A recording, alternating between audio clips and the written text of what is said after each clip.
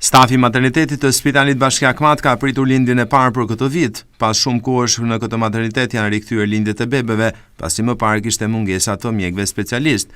Mjekë obstetër, ginekologë dhe mjekët specialistë të fushës pritën lindjen e bebes së parë, vajzë, në ambientet e maternitetit të Spitalit të Burrelit.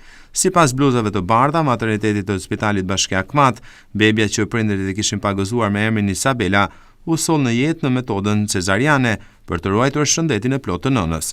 Rikthimi i shërbimit obstetër ginekologjik në Spitalin Bashki Akmat është bërë gjatë muajit të fundit të vitit të kaluar, ku mjekja specialiste Lejda Leshi do të jetë pranë maternitetit për të ndjekur të gjitha shtatzënitë e nënave në mat dhe për të pritur lindjet e fëmijëve. Kujtojmë se prej vitesh Spitali Bashki Akmat ka qenë në një handikap sa i përket shërbimeve të specialistëve të maternitetit, pasi kishte shumë mungesa mjekësh, mes të cilëve edhe të mjekut obstetër. Nënat matjane shpresojnë të mos detyrohen më të drejtohen spitaleve rajonale të Dibrës, Lezhës apo Tiranës për të sjellë në jetë fëmijët e tyre, por t'i bëjnë lindjet në maternitetin e Spitalit të Burrelit.